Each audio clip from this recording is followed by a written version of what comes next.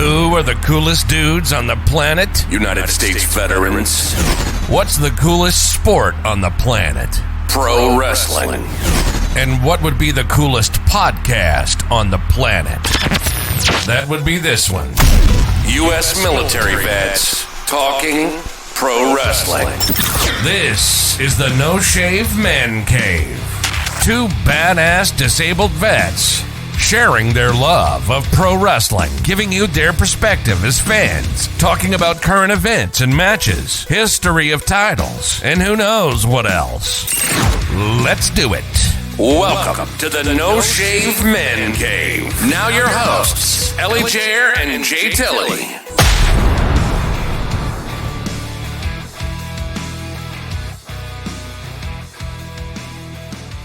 Good morning, good afternoon, good evening, wherever, whenever you're catching us here in the No Shave Man Cave. I'm Ellie Jair.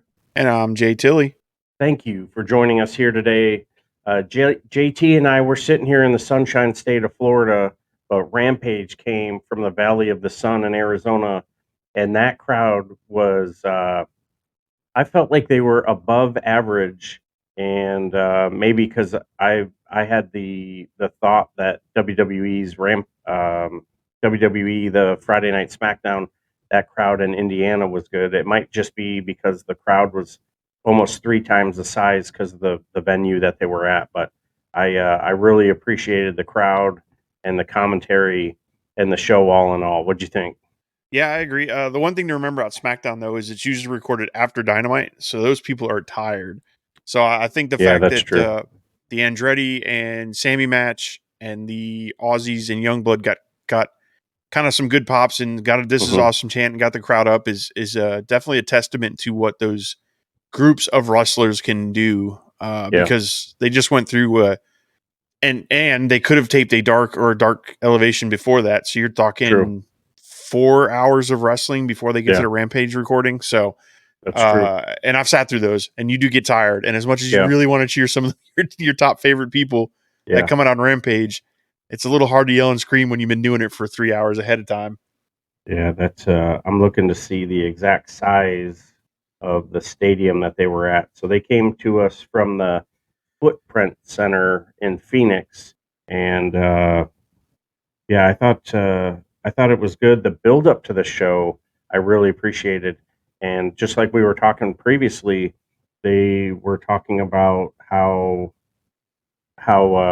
Lance Archer was returning with Jake the Snake Roberts. Yeah, I'm like, huh. And you had pointed out like very strategic, timing, and I thought it was really good, very timely, and Lance looked great. And we'll get into his match, but. The way the show opened, and then you had Jericho in the booth, and Jericho, even in his tweets, like when he exchanges back and forth with us, or some of the on-screen antics that he does. Oh man, it's I thought, and I loved it. I thought it was great. Yeah, Jericho is fantastic on the mic. I have such a good time when I wish he would do Dynamite. I know he's got to be on the show to be on the show, but I really enjoy him on the stick. And maybe when the JSA is done and he decides to step down from wrestling, which I hope is not soon. I think he's still got it in him. I wouldn't mind watching him take on the commentary thing full time. Yeah. So the Footprint Center, and it's called General Seating. They can sit 18,000. So. And they did about a third of that. So it wasn't a very big crowd. So they just did the bowl for that. So, but like you said, I thought Jim Ross, Chris Jericho, they had some funny stuff, and they've known each other for 20 years or whatever. And Excalibur has brought it down a little bit. He actually won an award on the Wrestling Observer for commentary. So kudos to Excalibur. Yep. And Tony won Booker of the Year again. Yeah. So I think he's going to have his hands full this year, though. I really think that Triple H is doing a magnificent job.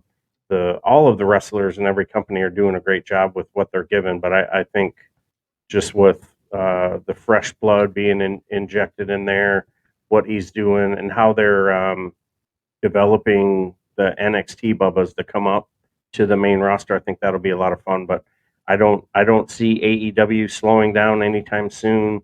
I think they're going to continue to improve. Maybe Tony needs someone in his ear to sort of help him with some of the storylines, to manage the show and get some of the women on in some strong storylines. But for the most part, man, yeah. But the women thing is not just an AEW problem; it's a wrestling problem because it's the same thing. Matter of fact, we just went on a little tangent between recordings. It's the same thing with WWE. Like they don't the stories for women just don't get as much attention, and I don't understand why. And I know there's the WWE hardcores that'll say, "Well, we have better storytelling than AEW," and then there's the AEW hardcores that say, "Well, ours is better than WWE."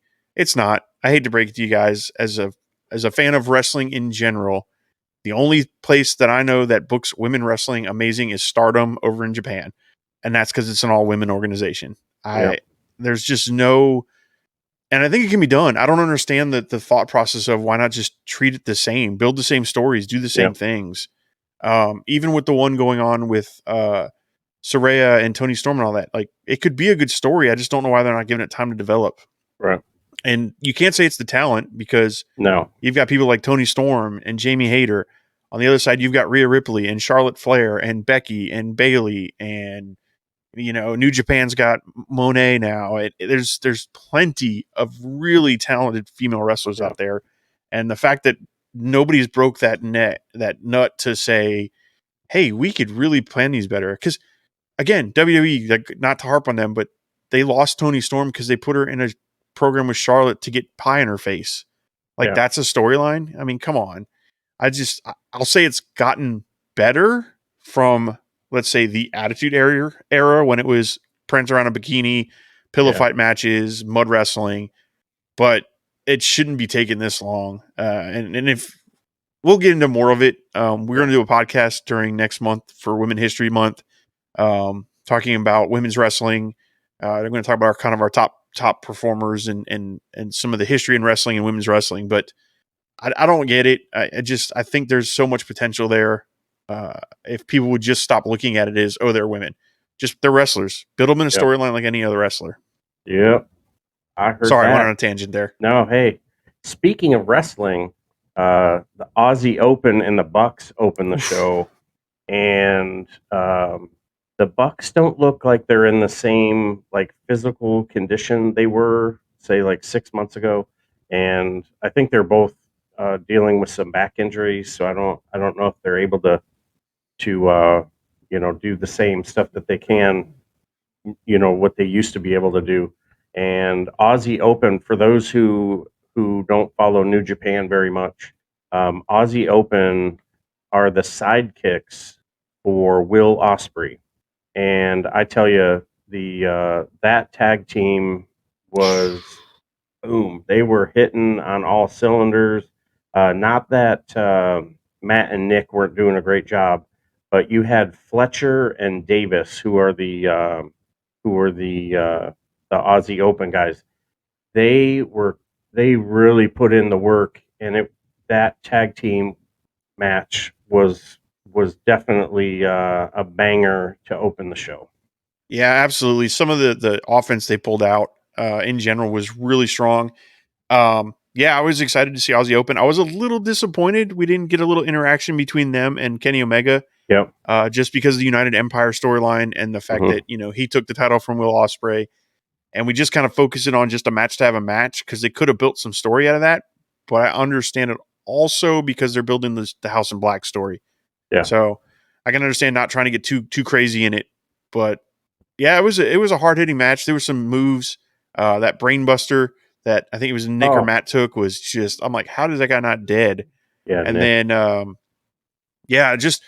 I can't even go through all the spots. I would say if you want to watch a good tag team match, that's one worth checking out on YouTube. If you can find it. It was definitely worth it. Strong match, pretty good storytelling throughout. I think the injury thing you're talking about is part of storyline though, because they've been trying to sell that they're banged up since their 7-match series with triangle, Okay. Death Triangle, and so they used that as the reason they lost to Top Flight a couple weeks ago. Oh, okay, that and makes sense. they talked about it a little bit, and why AR Fox and Top Flight, because they cut that promo on Dynamite before they set up, 2 weeks ago, before they set up that rematch for the trios, that they were banged up. So I think it's just them long-term storytelling their injuries. Yeah, which is pretty cool. Really nice. Yeah, and like you said, I think they could have done some really nice cross promotion work had they had the Aussie Open and Omega interact. Yep. Considering allegedly we've got the Forbidden Door 2 happening in June. Now you have 4 months to build this, so obviously this will all work out, and there's going to be a lot of politics that plays into who goes over and who gets over, and are we going to drop any titles to this? So, but yeah, somebody dropped I think it was somebody on Twitter. It's going to bother me now because I want to give them a shout out and I can't think of it. But they dropped some potential what they would like to see. Now I'm going to look up who it was just to give them the proper shout out. But they dropped some potential matches they would like to see at Forbidden Door 2. And one of the match graphics they dropped was Takeshita versus Okada. And I went, yes, please, sign that up. Yeah. Yes, I want to see that. And the other one was Takeshita versus Will Ospreay. And I'm like, oh my gosh, do it. Let's do them both. I'm down for both of them. Yeah, I'm trying to look it up so I can give them their props. Yeah, there's talk of a intergender tag team match with Omega and Money versus it'd probably Will Ospreay and Kairi Sane, probably, or somebody of the proper caliber. So while you do that, we'll jump through the match. So yeah, I'll just tag them in Twitter when we put this out. But cool. I don't want us to waste time looking it up. So we had Aussie Open against the Young Bucks, and they were hitting right from jump. And hopefully they warmed up, and the trainers were nearby. That's all I was thinking during the whole match. Because for real. They were flying all over the place, and the speed that they move at, I am very, very impressed with them. So they're going through the match. There's a spot where Fletcher and Nick are in the middle of the ring, and they exchange 8 elbows each. And I was like, "Talk to me, Goose." That's the sign where Maverick is standing there holding dog tags because Goose is gone. And I thought someone is going to get knocked out. So they go through, have some more exchanges. They hit a rope spot, and then Fletcher picks up Nick, and Fletcher's the smaller of the two. Yep. And picks him up to suplex him, and he's holding Nick up in the air, and then he hands him off. I'm sorry. So Davis picks him up, who's the bigger of the two, and then Fletcher gets him. So he's still got him up in the fully extended suplex position. So Nick is upside down on the shoulders of an Aussie Open member. Fletch comes over, gets him, and suplexes him down. And I've never seen someone hand someone off in a suplex position. Yeah. Kudos to all three men, and that's what I'm talking about. Like the trust that wrestlers have with one another, with each other, and their bodies, and essentially their lives. And I would give that alone 4 beards for that match. And there were a couple of spots that everybody stopped, and like it was almost like they were moving too fast and they skipped over something but couldn't go back, and they paused, and then everybody got back into the ring, and it was kind of a slobber knocker. But and then the lights kept going on and off, and I was like, man, here we go, it's happening, this is happening. So great match. The elbows in the middle of the ring, phenomenal. And they go to hit the BTE trigger. They crack knees together. A couple more exchanges. Someone goes flying out the ring. Davis ends up on the floor, and the brothers nail Fletch and get the 3 count, and lights go out again. And I'm like, whoa, here we go. So good overall match. Great start to the show. Hot as usual. And again, like Bully and a lot of other people are saying, if I got $100 and I'm looking for a wrestling show, I'm going to an AEW show. Yeah, I tell you, man. If you don't have the Bucks in one of your top 5 lists for best tag teams, you're not understanding what tag team is. I understand that people think the flippy floppy stuff or whatever is, but they structure a match so well, and everything they do, they tell such a great story from beginning to end in their matches. Mm-hmm. Yes, I understand a lot of their stuff is very cooperative, but man, it doesn't matter. Like, it's just like this big adrenaline shot, and you watch and you're like, these guys are trying to kick the shit out of each other, and it's just, I really enjoy them. Yeah, I've been a Young Bucks fan for a long time, and so seeing them on the big stage, and then Aussie Open, same thing. They're a really good team. Yeah. If you haven't watched some of their stuff, New Japan, they're pretty strong. New Japan wrestles a little differently, so it was kind of cool to see them in this match because you got to see a little different style. Yep. But I definitely worth watching. Good match, and like you said, when they were going for the Meltzer driver and had him in the tombstone thing, and then I don't remember if it was Davis reverses it into his own tombstone. I was just like, what is going on here? Kicks him in the leg, and they tombstone their own tag team partner. Oh, yep, yeah, I forgot about that one too. Yeah, good stuff. When you talk about the New Japan style, so what, we'll do a Wrestling 101 on Welcome to Wrestling, and the way North American wrestling, they'll land closer to the middle of their back or flatten. Like when they land, they try and increase the surface area to distribute the impact. New Japan, they have a tendency to land higher up on your shoulder, almost like neck area.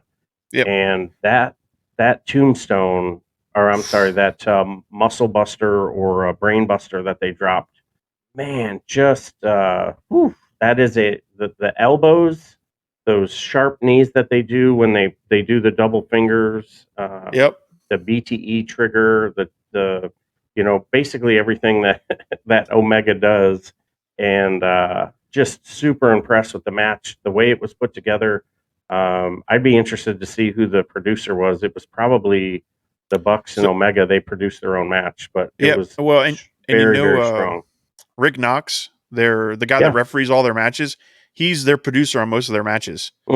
So that's why if you ever notice, especially in AEW, and I think if you go back to Ring of Honor, he is the referee in most Young Bucks matches because he helps produce it, and then they kind of produce it on the fly sometimes. Okay. Yeah, so he's kind of like in the ring producer, which is kind of cool. Yeah. Okay, but also that makes sense. Yeah, because there was a spot where all 4 were in the ring, and he tapped on his right side, on his right leg, and Davis slid over to the right, like, hey, you're out of position. You got to get to where you need to go. So all in all, great match, great start to the show. Awesome. I just said that, and I'm sitting here thinking, I'm like, wait a minute, I don't think Rick Knox refereed that match. I think it was Bryce Rumfield for this one, but I will say he does do most of theirs. And just another quick note, when I talk about New Japan style, yes, the way they take their bumps and everything, but also the way they storytell is a little different in New Japan. Yeah. It's a lot slower of a burn. Their matches go 15 to 20 minutes, whereas North American audience attention span's not that long, so they tend to speed through the stuff. But good stuff.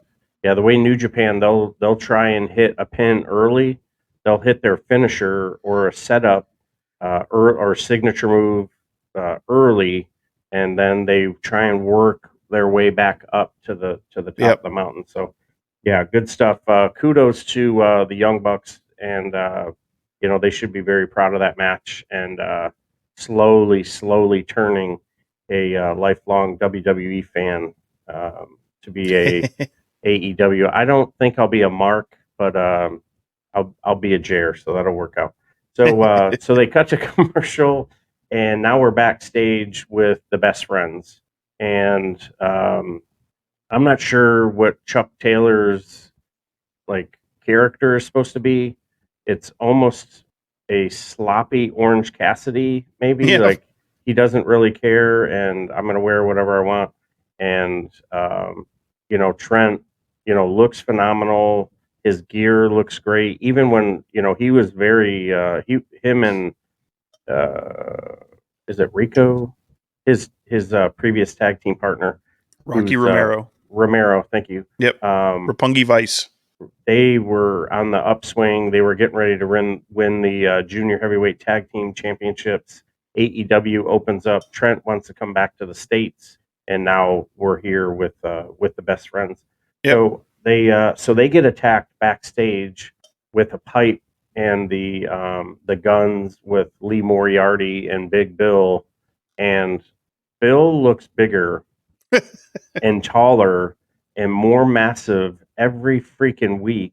Yeah. But he's dropping every match. So this is one of those. I don't mean to compare Seth freaking Rollins and Big Bill, but you can't teach big, just like you can't teach being Teflon. And Seth Rollins being the performer in the 5 and 6 star match, no matter what he does, he looks phenomenal.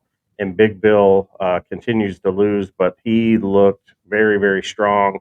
I'm a huge Moriarty fan, and that cat style rap that he got hit with by the Acclaim on Wednesday was hilarious. But definitely looked good. Nice build to the casino battle royal, and so they get attacked. They cut to a commercial, come back, and the scene is Orange Cassidy shows up. He's got his backpack.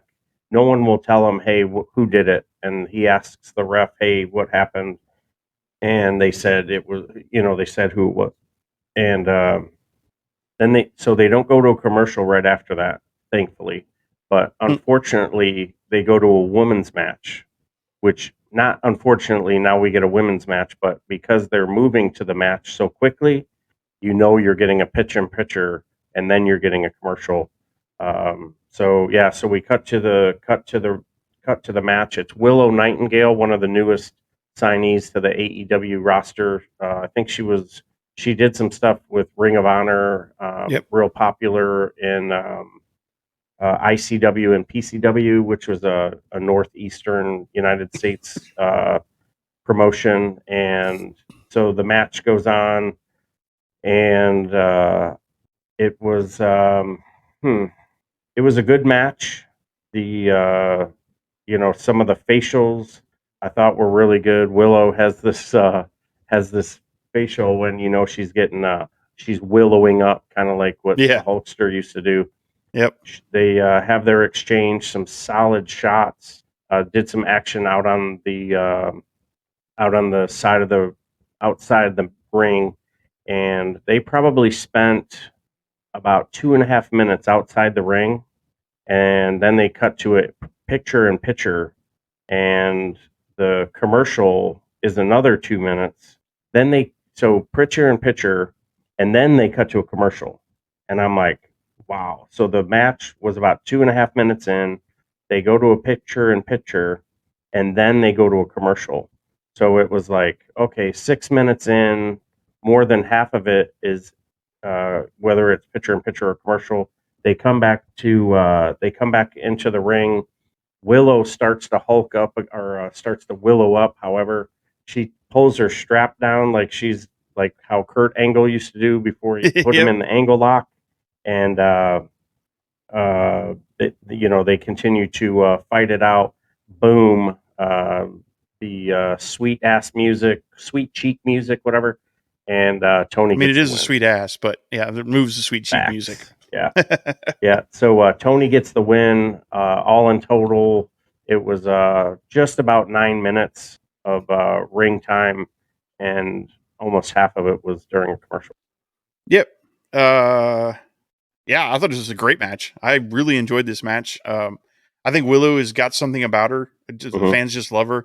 I don't think Tony can have a bad match. Everything I've seen her do in AEW, other than a couple here and there, is she's strong. She's stiff looking. Yeah, it was decent. Not as good as the Bucks match. Obviously, there weren't like calls, and I'm like, oh my gosh, you definitely got to watch this. But I thought it was a pretty good match. I enjoyed it. I enjoy the work Willow does.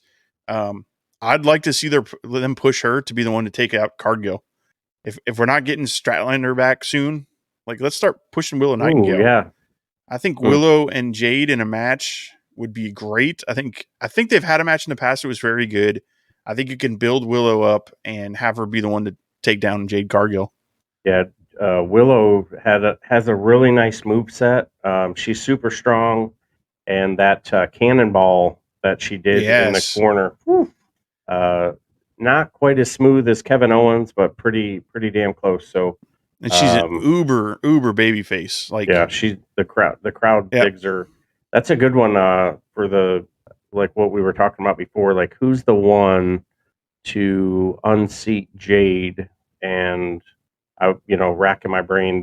I really like. I'm looking forward to when Statlander comes back. So yeah, me too. I'll keep my eye on the Rats and see what's good for that. So the match ends, and just in true heel fashion, they have spray paint strategically placed under the ring, and they're getting ready to spray paint, and Saraya was having a hard time getting the cap off. I'm like, oh, better hurry up. And out comes Ruby. Her music hits. And then quickly after that, Jamie Hayter's music hits. So Jamie comes running out, and in tow, maybe 2-3 seconds behind, Britt is back there. Kind of like what you were talking about before. Like, okay, I guess I'll go out there.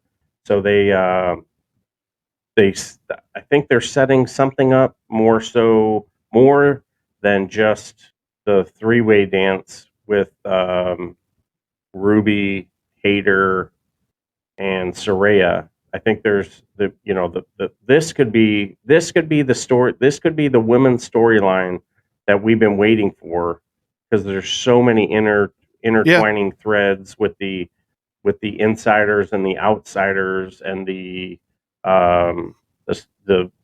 slow burn and turn with Britt Baker. Who doesn't want to be champion? You get into professional wrestling, or really any sport, to be a champion. So this could be the slow burning story that women's wrestling has been waiting for. Yeah, I agree. They almost pulled the trigger on it a while back. Then they backed off on it because it was going on the same time as the Wardlow MJF storyline. So they kind of backed off on it, because why would you do the same storyline twice, especially concurrent? But yeah, I could see it heating that back up for sure. Yeah, that'd be a lot of fun. So show continues, and now we're backstage again, and the Acclaim and Billy get attacked by the Guns. And I'm like, oh, nice. Going on their little warpath, trying to, soften up the crowd, or, soften up their opponents, because, that's what they do. They're heels. And the little smack talk goes on, and then it wraps up, cuts to a commercial, comes back, and now there's a piece about Jade Cargill.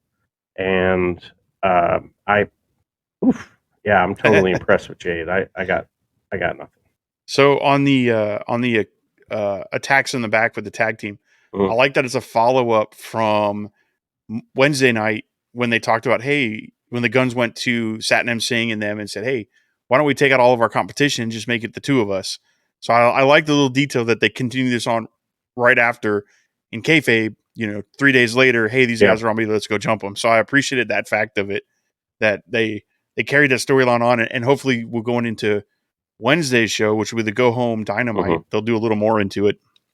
So yeah, I appreciate that. And then Jade is Jade. I feel like they need to give her some direction. She's just floating there, the 53-0. It's getting stale. I almost want to see her lose the title now and go away for a little bit and then make a return. Even though we don't see her on TV much, but it's getting kind of, okay, we get it. Like, she's squashing people. All right, well, let's put her in some matches. And I understand she's working through it, but I'm ready for her to get into a real program. Like, we can have two women's programs going on. You could have Jade in a program, and you could have the world title program going on at the same time.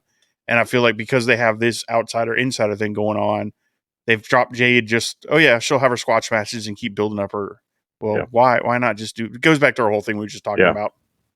Yeah, it's almost like how Austin Theory is the Monday Night Raw title that, he's the champion that shows up on the show. So they're like, okay, we'll just have Jade be the champion of Rampage. But yeah, I think they could do a lot more with her. Get some of the women healthy again, and around the women's world title, you've got like 4 or 5 strong characters. You could do 2 or 3 strong characters around the TBS title. Yep. And maybe build, and I don't want to say like a bloodline thing, but make the baddies get strong again. Have have a manager or a mouthpiece, maybe a dude in there, and make him submissive, and he has to do the bidding, and build that up, and then from inside he's like, oh, I can't do this anymore with whoever the nemesis is for Jade, and so I think that would I think that could be something. So good luck to Jade and what she's got going on. Keep your social media game going. She's strong on socials. Looks great, and she's doing some movies and some TV stuff too. So that might be another part of it. So she's doing some cross promotion stuff with TBS. So good for her.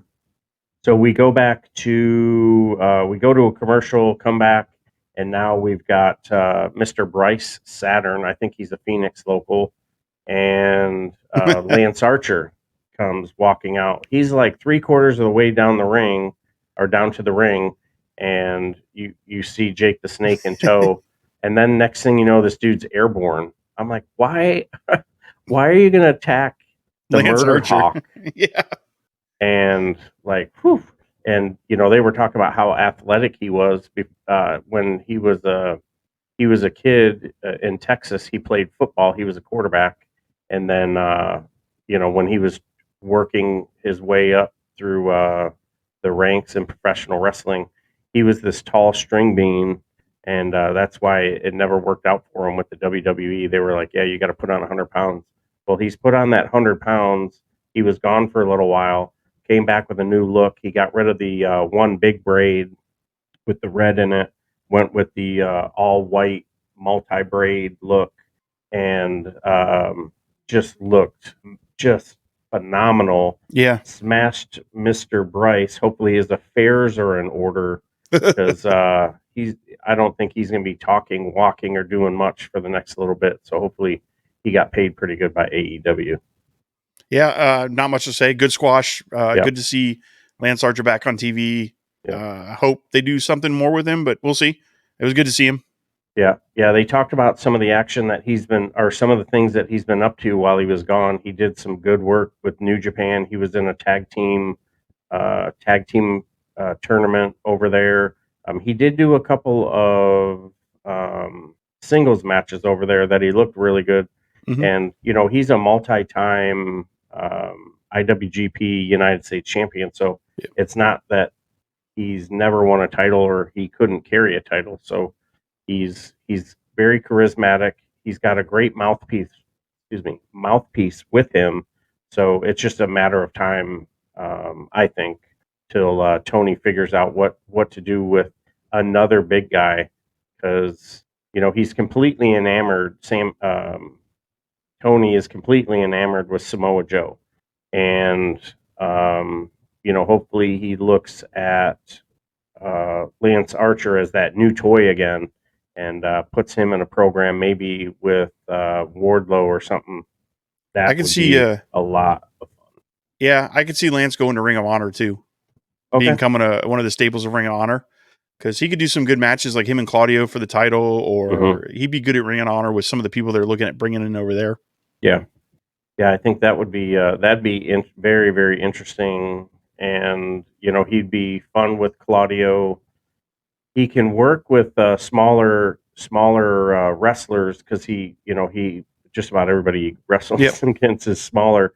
But a lot of his work in New Japan too would absolutely facilitate some of that. Oh, and yeah. He could help with that cross promotion stuff. So, Yep. yeah.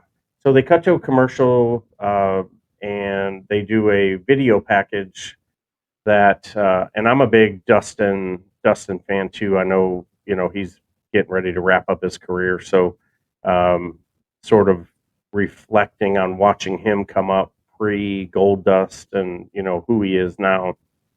And, so they touch on him and Keith Lee putting sort of a, I don't want to say odd pairing, but not a pairing that you would think Right. before Keith Lee shows up. And they show the video when they're just carving up Dustin's face. And I was just like, man. And again, You have to fast forward it. dude, it was so freaking, it was more graphic than when it originally happened. I don't know if they slowed it down or I just, so they go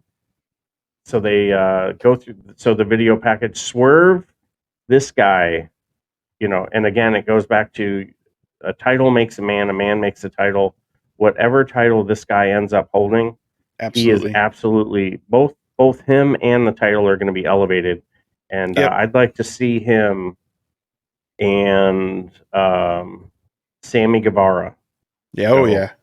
And I, Sammy is super smooth, little cocky.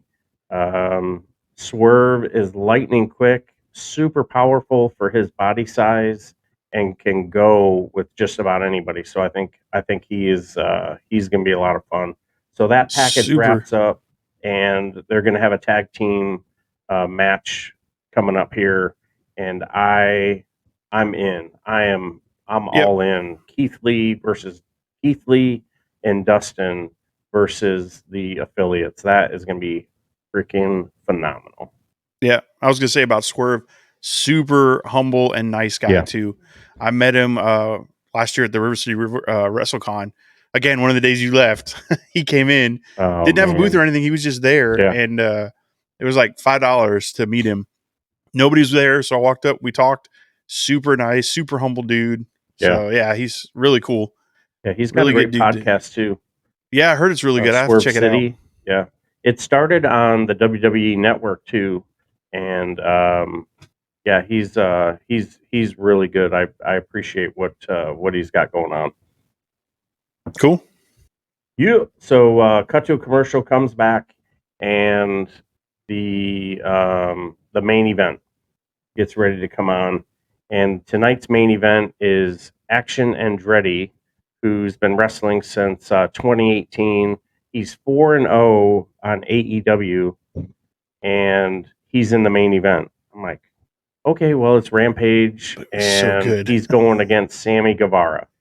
Now, Sammy Guevara is married to Ty Conti.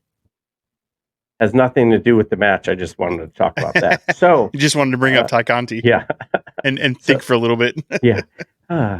So she has an awesome moveset. So she would be another one if you could get that whole JAS thing figured out.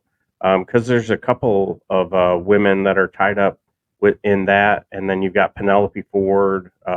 Once Bunny is back with her, yet another injury.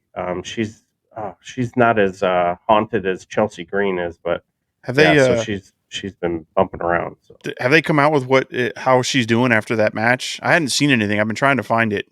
Yeah, I haven't heard anything. She's only posted a couple of things on socials, and there's been no pictures of her specific. She just posted some funny cartoonish things. Hope she's good. You said you brought that up, and I'm thinking, I'm like, man, they really do have a really good women's roster. Mm-hmm. Because you brought up Ty Conti, you've got Penelope Ford, you've got Anna Jay, Ruby Soho. Well, she's in the title picture now, but they've got Abaddon, if you watch Dark, Nyla Rose, who is phenomenal. I don't know why she's not on TV more. Yep. Sky Blue, Willow Nightingale. There are some really strong female wrestlers out there that you could build some stories around and have them featured on a show. And they need to start heating up the Ring of Honor women's roster too, because Athena's holding the title. You haven't seen her on TV. Mercedes Martinez. I forgot about her too. Another super nice person. Oh, she was awesome when she was sitting there talking with Edie. I was just like, oh yeah, that is so cool. You guys were talking smack because you both had the same sneakers on. Yep.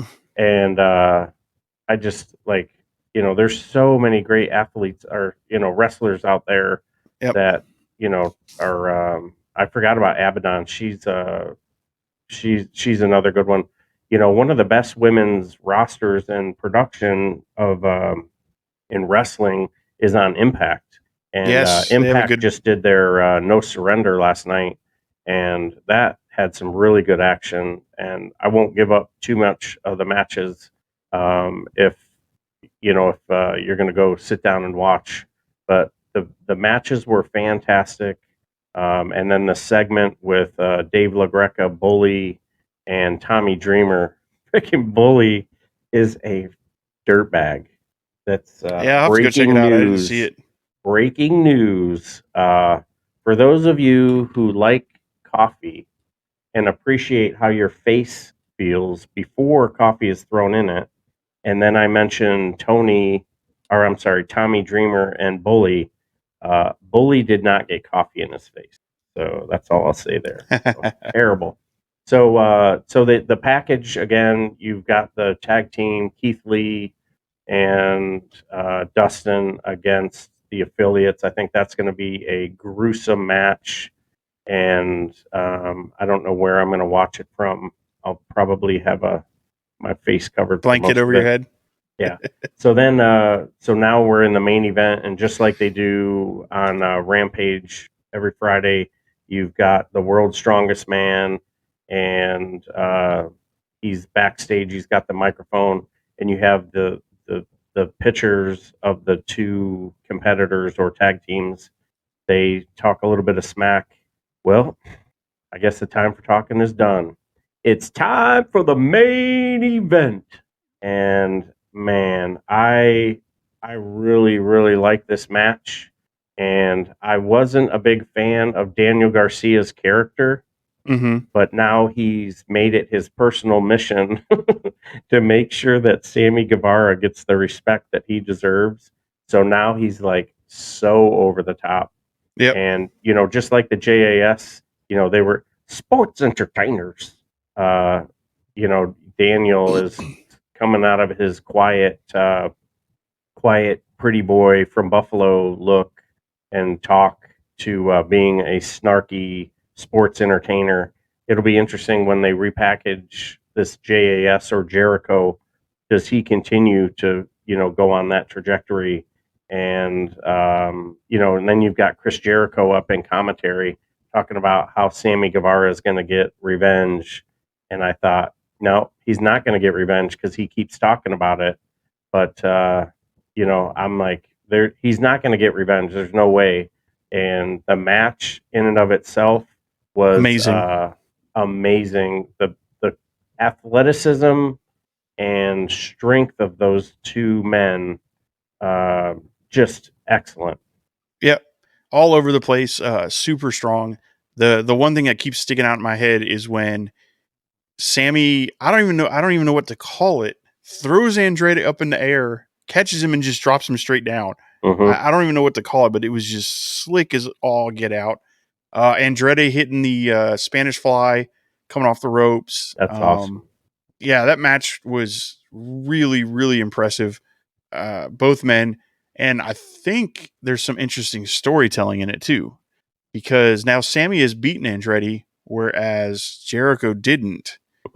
So I'm kind of curious if that's going to lead into anything, especially let's say if now Jericho loses to Starks. So now technically Garcia beat Starks and Jericho hasn't yet. So now you're looking at that Jericho's lost all these people that his proteges are winning to. Yeah. So maybe that's what we're going to look at as the new evolution of Jericho is like, hey, wait a minute. I brought these guys up. Now I'm losing and they're winning. So yeah, interesting storytelling there. It's like they're slow burning their slow burning Judgment Day's breakup, ejecting or jettisoning Edge, and I don't know where Swagger or Hager stands in all of this besides absolutely loving his hat. Right. But God, I love that was so funny. But yeah, that'd be interesting to how that unfolds, and you can kind of see the look on Sammy's face too as they're coming down, Mm-hmm. and Garcia's hugging on, or Sammy is hugging on Garcia. Garcia's making this odd face, and then Sammy's body language as Garcia starts to talk. It's like this relationship of convenience right now, but how Right. long, how long will it exist? And Yep. yeah, so they kept talking about the fluke victory. They cut to a picture in picture, and then during the match, Excalibur starts talking about next week's show.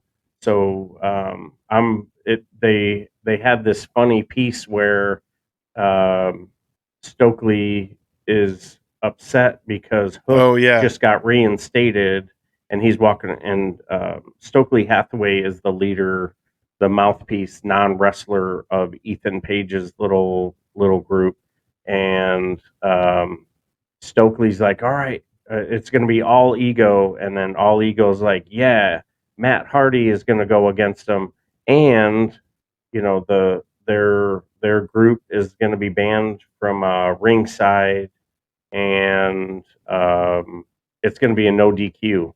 So now Matt Hardy has to go against Hook in a no DQ match without any support that they usually have shenanigans with that group."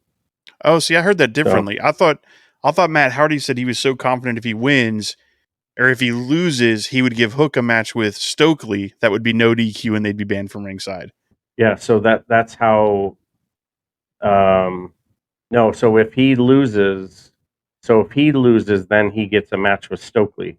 So the conditions of the match with Matt Hardy and Hook are nobody's going to be ringside, and it's a no DQ.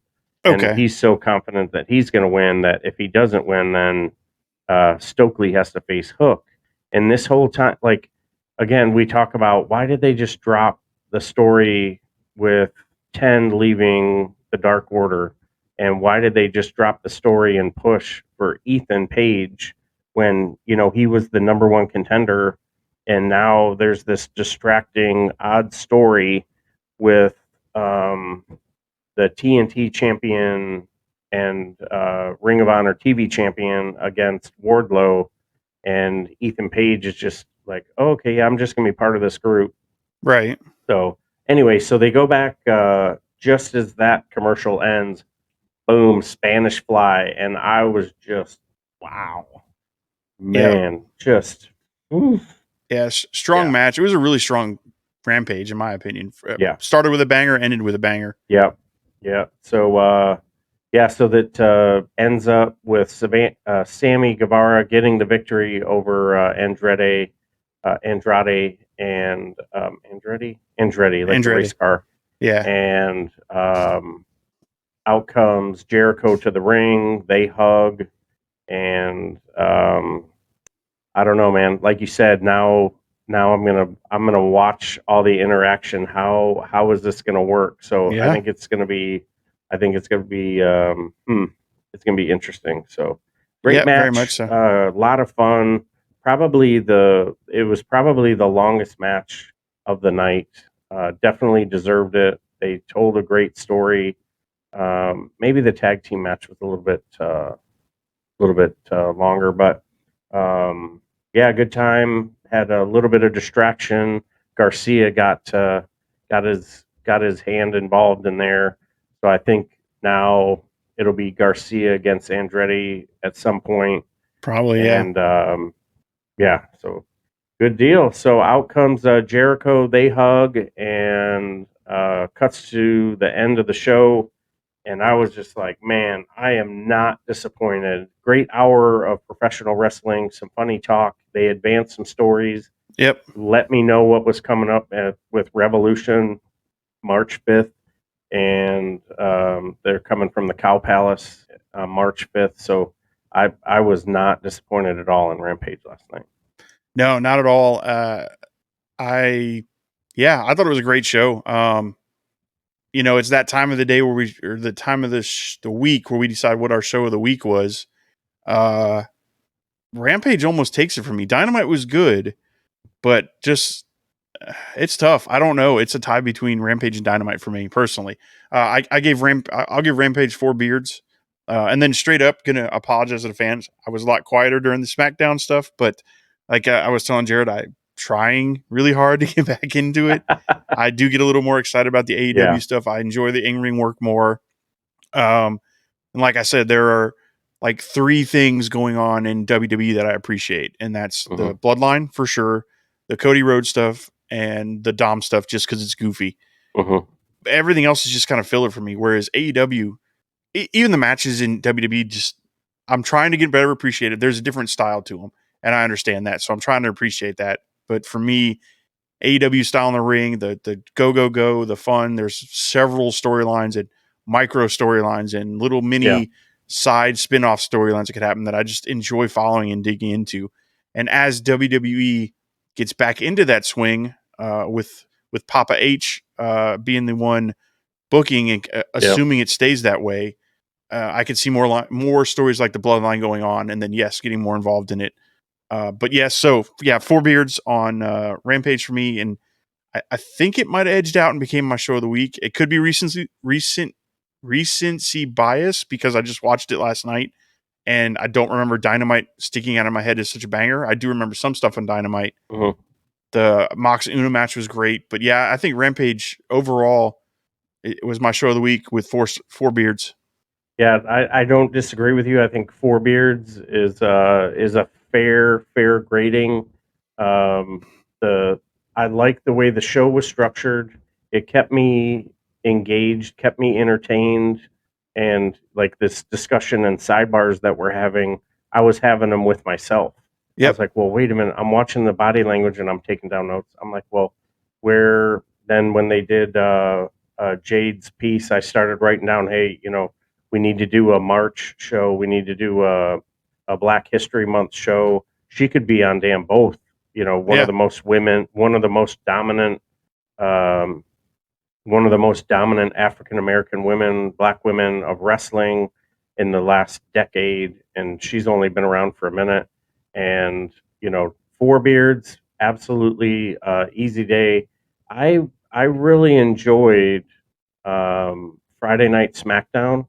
And I was like, wow, I think this is going to be my favorite show. And I had that in my head going into Rampage, and it was 10:20 or so when I started Rampage. So, and I didn't fast forward. I did not fast forward through anything because I know during Rampage they do a lot of picture in picture. And Rampage is my show of the week because it kept me engaged. It kept me super entertained, and it helped advance storylines. It told me what had already happened, what is coming, and then they reminded me about that we're going to see Starks and Jericho.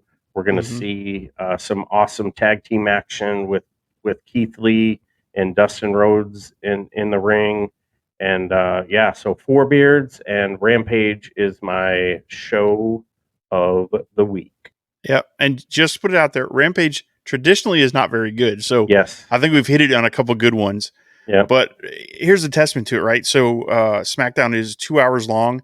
I think we recorded the podcast. We were done in 50-something minutes. Yep. Rampage is an hour long, and we're at 55 minutes and just wrapping it up because there's so much more to talk about and things to get into and dive into. Yep. So, but here, man. Here. Good stuff, man. Love it.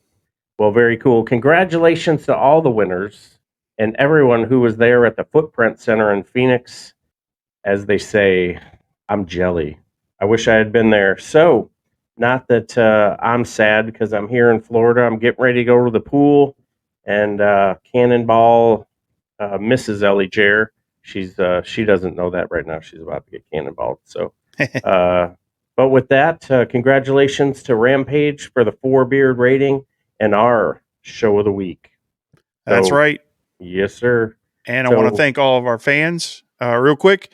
Thank you all. I'm going to say it at the end to everyone. I appreciate everything you guys do. I appreciate the fact that within a month we've got 2,000 downloads and growing. Please keep it up. Spread the word. If you enjoy us, let us know. Give us that 5-star rating on iTunes. Leave us a comment. Follow us on Twitter, Instagram, YouTube, all the fun social media sites, TikTok at No Shave Man Cave. Check us out. Leave us some comments. Give us some feedback. Let us know what you think so we can continue to get better. Absolutely. And with that, I'm Ellie Jair. And I'm Jay Tilley. Thank you for joining us on this fantastic Friday Rampage review. We will see you very soon. Take care of one another. Take care of yourself. And we'll see you on the floor. You've been listening to the No Shave Man Cave. If it's pro wrestling, we're talking about it. Unless we see something shiny and wander off into the woods. If you hang around long enough, we'll eventually come back. We hope you've enjoyed the show. Fire off your comments and be sure to leave us a 5-star rating, and we'll be back soon. But in the meantime, hit us up on Twitter, YouTube, and TikTok at No Shave Men Cave. Y'all be cool. And we'll see you next time on the floor.